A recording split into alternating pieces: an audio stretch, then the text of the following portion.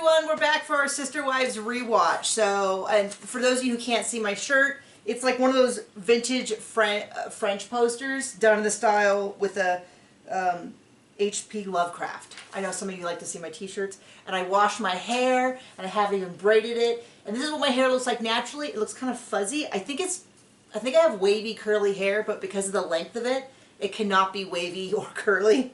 And so it's just frizzy, which is why I don't like having my hair in my face. And so having ultra long hair, I can pull it all the way back, which is why I usually look like a bowling ball.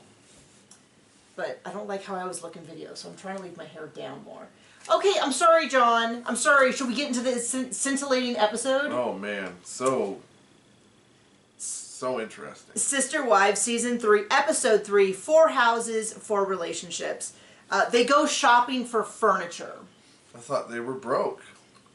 Well, apparently, I'm guessing that the TLC or something, I don't know, they had a bunch of money. They bought used stuff. It was pretty much... Used?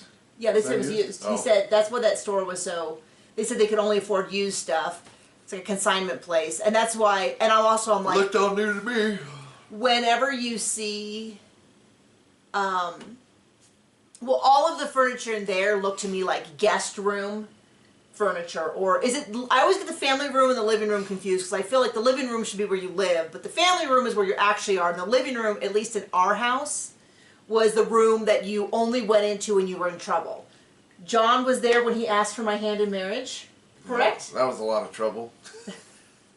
But you were there, right? Yeah. I wasn't there, clearly. Do you want to tell that story?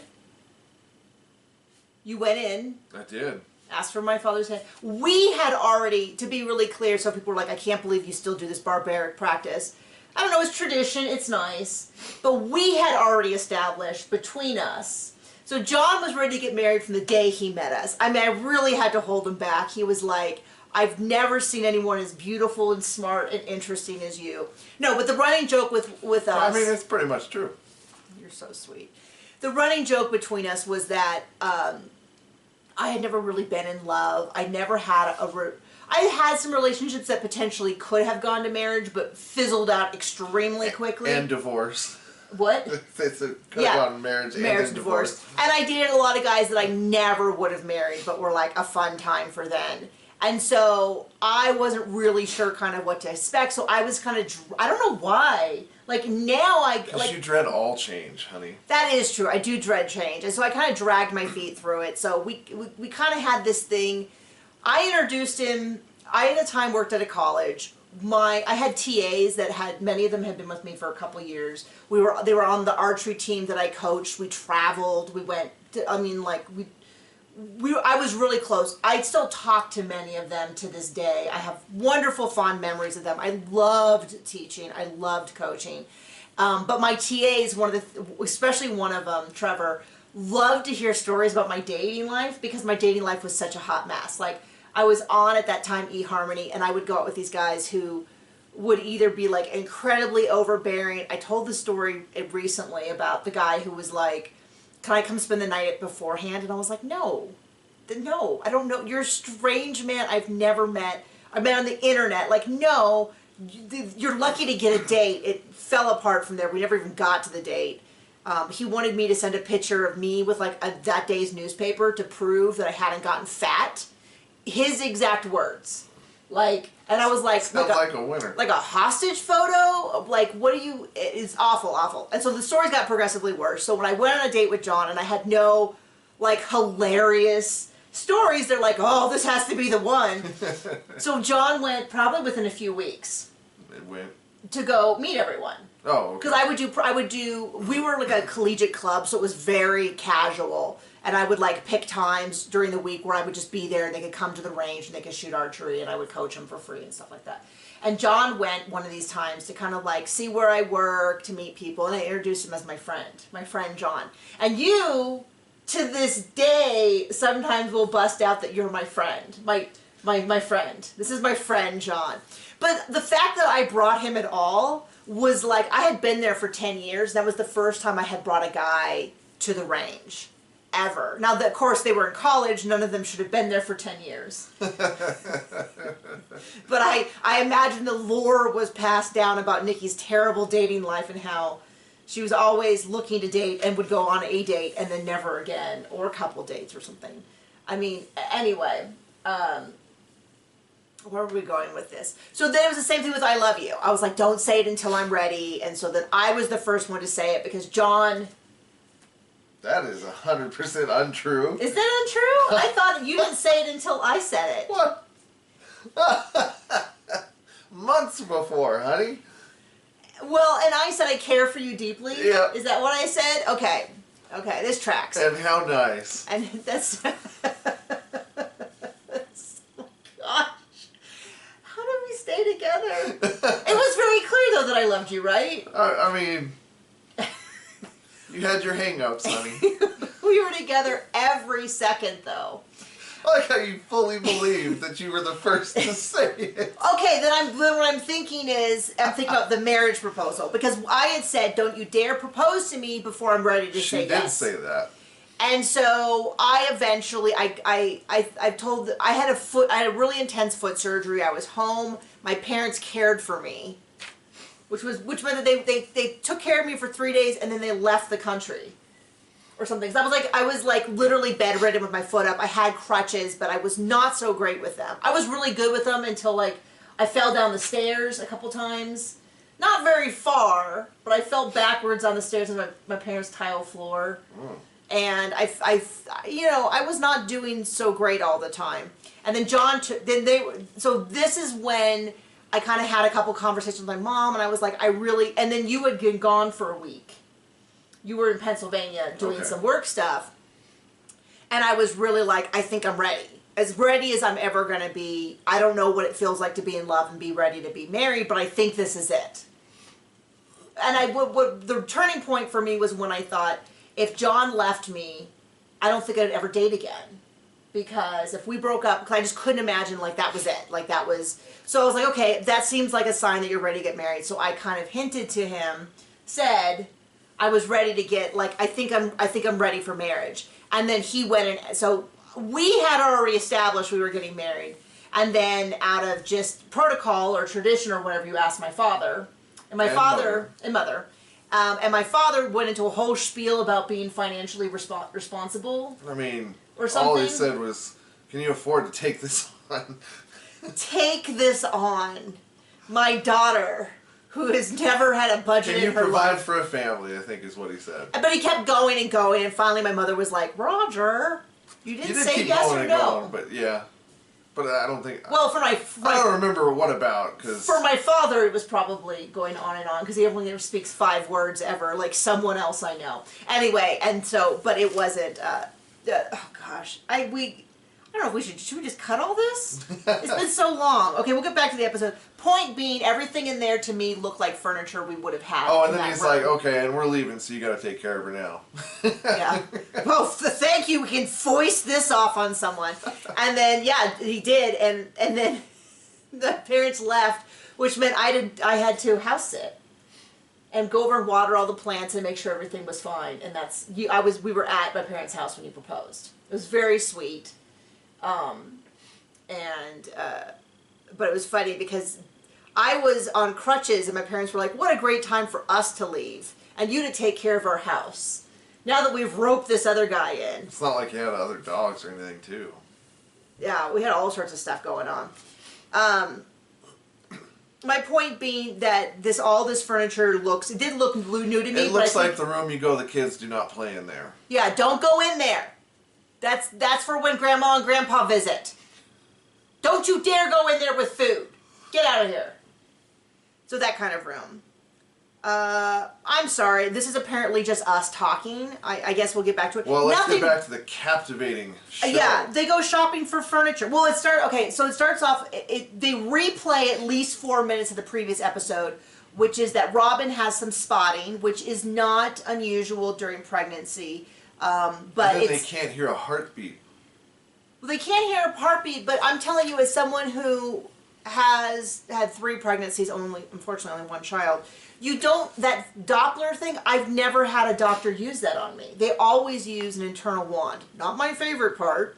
I'm sure. Almost like she was making stuff up. But so they go and use a Doppler, Robin, right? and they can't find the heartbeat. She does not even look pregnant. She looks flat as a board. I have this thing where the day that I miss my period, I already look slightly poochy instantly. There is no hiding pregnancy on me. I look fully pregnant weeks before you're supposed to tell people. So she doesn't. So maybe she has a very different body than me. But they really build this up as though she potentially could lose the child. I would be very sad. Having a miscarriage would be. It's devastating for almost anyone. But that's not what happened. I say almost anyone because we definitely have friends that when we had a miscarriage and we told them, they're like, "Oh yeah, totally. I guess that happens. Oh well." We had a couple too. It wasn't a big deal, and I was like, "Okay, well, that's your journey. Ours looks a little different in that it was absolutely devastating to us." And I believe for many people, but some people it isn't, and yeah, especially after 6 years of trying. Yeah, so I guess for other people it's a different situation, and that is their life, and they can grieve or not grieve as is appropriate to them. But in the end, they just get out the right equipment, and it's all fine. They have a tiny sonogram; they can see it. I mean, when I went at that time, they told me they couldn't see it using those they have to use an internal wand. I wonder if the internal wand's more expensive, or maybe they're just sadistic or whatever. I'm sorry. I'm sure I'm sorry if this is really uncomfortable for everyone. I don't but care. yeah, that's what babies are. I kind of feel like maybe they just didn't go immediately that route because of modesty reasons. But she's fine. She's fine. The baby's fine. It's fine. Everything else is just them shopping. So Janelle, they do repeat, Janelle is sad and she's lost without her job. Her kids are still depressed. She doesn't feel like they can afford all this furniture. Yeah, once again, and she's, I mean, it's just so frustrating that, anyway, the whole thing where them not having money to pay off the property so she can build. And then what's funny is they didn't have to pay off the property, but he just said, even though she had counted, the house could be here, we could move the property lines, he said no way. I mean, I don't that know was what glossed more over. You needed for, here's your sign, he doesn't like you. Yeah, he doesn't like you, he's never going to take care of you. He's never going to treat you better than he's treating you now. And by the way, he's treating you terribly right now. So there you go. But they decide they're going to go out and go shopping. Christine, and by the way, I want to point out when they talk about how Christine's always had a crappy attitude, all that. She totally shows up. Sorry, that is my annoying alarm. That's should not be going off right now alarm. That is my alarm that the video on the YouTube channel is probably about to be released. I'm sure you all care about that. Yeah. If you want to go back in time. So Mary's measuring her house. Christine's like, I never thought of that. And then I had to kind of laugh because at first I was like, of course you should measure a room before getting furniture. And then I thought of, we've never done that. And still don't care. And still don't. I mean, I think when you bought our current couch, you called me and had me measure to make sure that it wasn't like super under or oversized and it was like the perfect size. But we bought a couch once that was like super duper duper marked down and we didn't have a couch. And it was tight in the room. You did call and we double checked, but it was like wall to wall. It was really tight. But our big funny story, not very funny, but was that when my TV broke back in California, it hung on this it was like a living room. It had a half wall that separated the kitchen area from the living room area. And so we went to Costco or Sam's Club, one of them. And when you're in Costco, it's a warehouse if you've never been in one. But it's a literal enormous warehouse. They have all these TVs out. So we just stood back and we picked up the TV that had the best picture. We've always been TV people. We get it home and it's bigger than the half wall. So it kind of hangs like a good 1.5 feet of it hangs off this wall. And that was kind of funny because the TV, that was my first big flat screen TV. Because at that point, I still had my college TV, which was big then. When I brought my projection TV, which just went out, which is why we bought. When you moved, right? Yeah. When you moved, it worked at your apartment. We brought it and we unloaded it. It didn't work. Pretty much. And I think we put it on the curb and someone took it. Yeah. Or something. But yeah, so I still had like the big CRT or whatever it was, the big huge ones that you know. Heavy as heck. Yeah, and it had gone out, so we're like, oh, we'll get a flat screen TV, and we got home and we're like, and then it was funny because it was a kind of narrow room. Yeah. And so it was very much like it took up this much of your field of view. It really did. It was definitely felt like being at the movie theater. It felt so luxurious. Now we always have big TVs because we use it so much. Why wouldn't we? TV, phone, bed. Those are the things we use. Car. Toilets. Okay, go splurge on that toilet. So they go. Christine and Cody seem to have a really great relationship. They buy a bedroom set. Janelle's... We know it's all a lie. Janelle and Cody, she has no interest in a bedroom set. He's kind of pushing her to get a bedroom set, but she's like, I want to get a living room set for the kids. They kind of just pick something out. They say that Christine essentially, Cody keeps talking about how Janelle's kind of like another guy. She's just two guys. She doesn't seem bothered by it, but it kind of seems disrespectful to me to talk about it that way when he's so obviously pouring affection on Robin. And it's just so, I remember when I watched it the first time, I felt like it was a little, there's nothing wrong with women who have traditionally male qualities, like not caring about furniture and stuff like that. There's nothing wrong with that.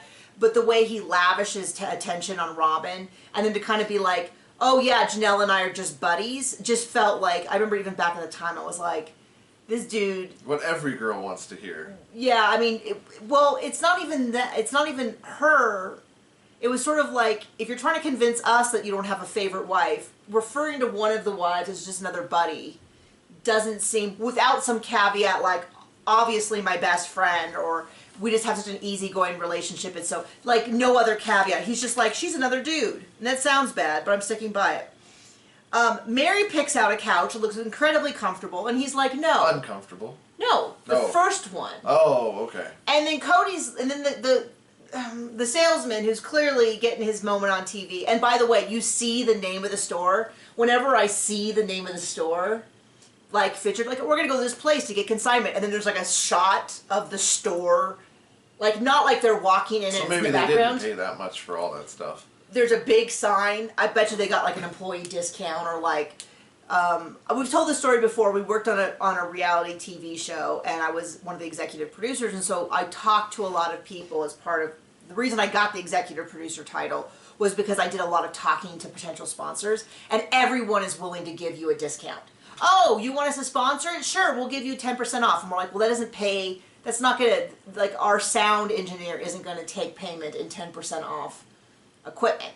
Like, you know, oh, we'll loan you something or that kind of stuff. So they probably almost definitely said, well, we will show the whatever, the store title in exchange for like some sort of mark off or something like that. Because they probably paid for it with part of their, I don't know.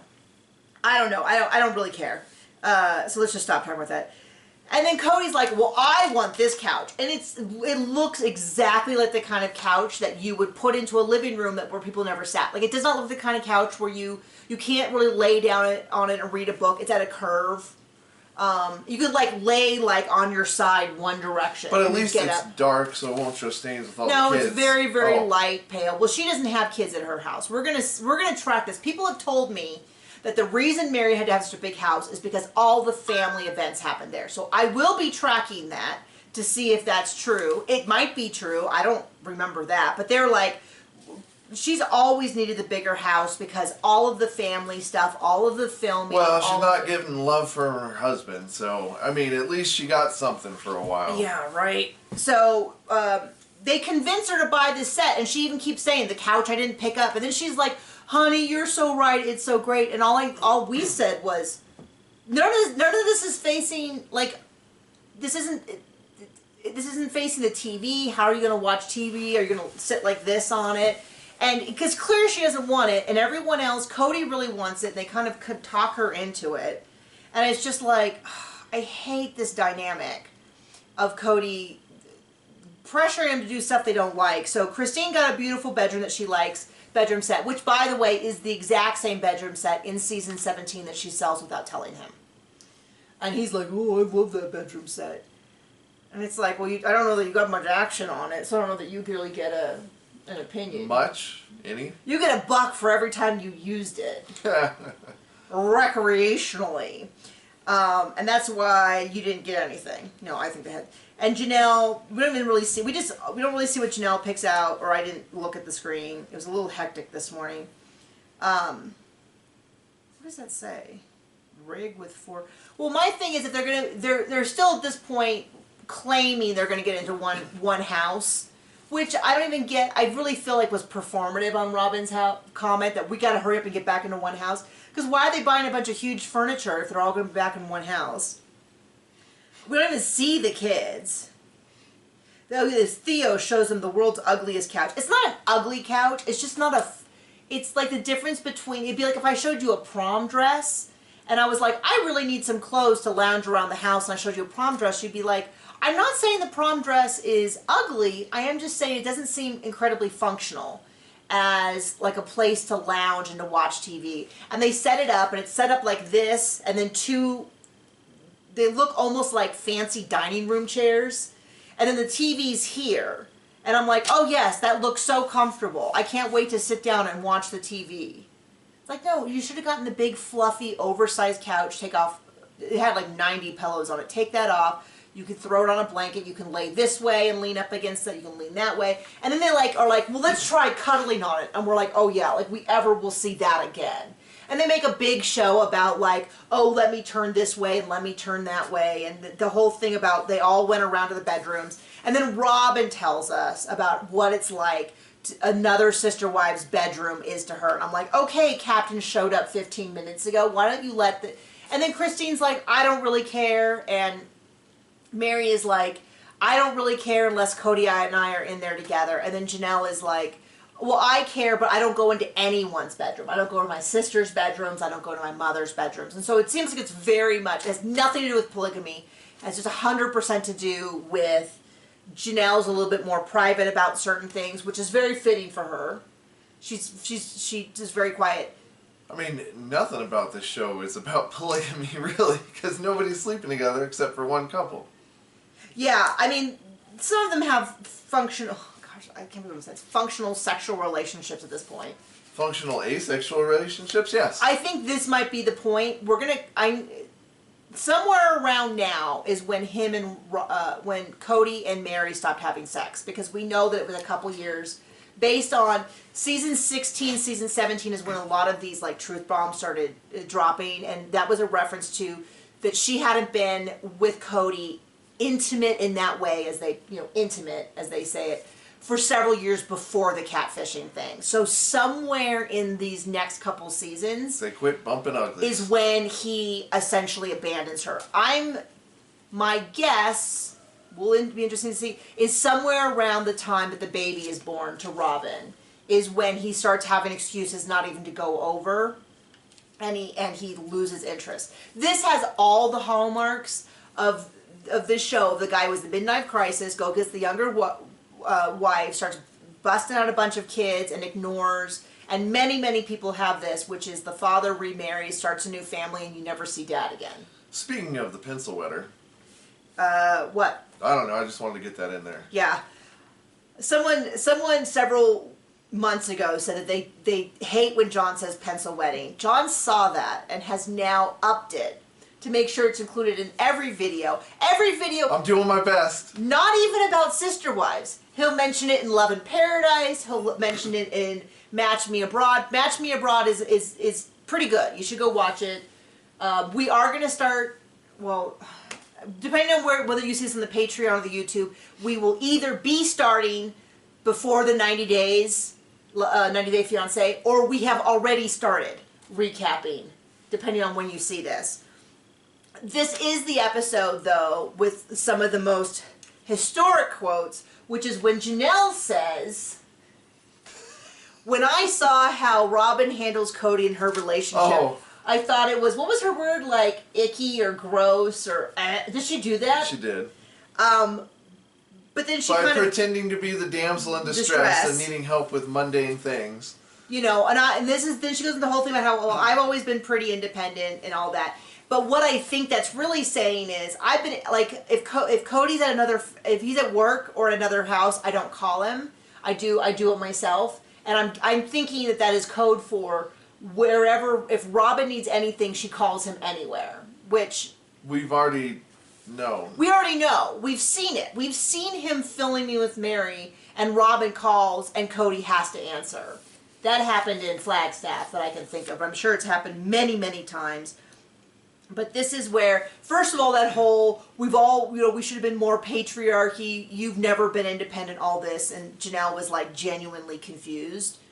I feel really, really bad for Janelle because I do think that it was a surprise to her that her husband didn't love her anymore and didn't prioritize her, because she's never asked for much, and all of a sudden she asked for something and he wasn't there, and I think it was a shock. I think Christine has seen it coming, and it's been this, like, things get worse, then they get a little better, then they get a little worse, and they get a little better, and they get a little worse, and it just keeps trending, and she just kept thinking that, like, maybe this time it got better, it'll get better, and then worse, and then better, than worse, and better than worse. Whereas I think for Janelle, she didn't see the curve. Just one day, it's like, one day you go, and the cupboards are empty, and you go, what happened? We'll get more, and they go, there's no more. I think that was kind of that, but it was like Cody's attention to her. You mean like when Christine moved all his stuff out and he was just so shocked? Yeah. It was I think it was a real shock, because when he said that in the last season that Janelle, is all doing all this stuff without him, she seemed genuinely confused. She's like, I always have. Like, you've never been there. Like, this idea that you've been there for me. To be fair, he's never needed a convenient excuse to say, I don't like you. Yeah, I mean, she's always had what she's eaten because she's always done it herself. I feel really bad for Janelle and the whole household, because it seems like her whole household is an absolute depression. And she seems a little depressed because she has, it's a big deal when all of a sudden your identity is gone. And this is why, I have a master's degree in sports psychology, performance enhancement, and it's a big area that we talk about is athletes, especially when athletes, like college athletes or professional athletes or even like serious high school athletes retire. It's one of the huge areas is that you lose your identity. You were a football player, you were a runner, you were an equestrian, like that's what you did. And when people say like, oh, what do? You say, well, I'm a student and I'm a this, or what do? I was a professional football player. And then all of a sudden it's like, well, what do? And you go, well, I was a this. Like, it's really, really difficult. And we prepare people in my work. I prepare a lot of people when they're thinking about retiring or empty nesting or anything like that, that this is going to be like learning a new career. You're learning who you are now. Even if you're retired, that's now your job. You're retired. You have to figure out what that means to you.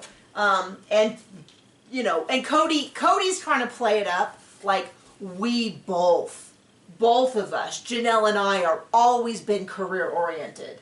And it's like, that dude never went back to a job. And no, I do not count the gun stuff as a job. It's like a weekend hobby where he goes with his buddy who seems to actually own the business, and they sell stuff. I'm assuming a lot of... Well, I mean... And by the way, everyone keeps going, there's a lot of money in guns. Maybe he did have a job. I mean, what is... Robin calls them her best customers, so maybe he's the pimp. Yeah, I mean, he's the best customer. It seems like running to her beck and call is his main job. Anyway, thank you for joining us, and we will see you later for hopefully something. Next time we'll try to stay a little bit more on topic. Bye. Or not.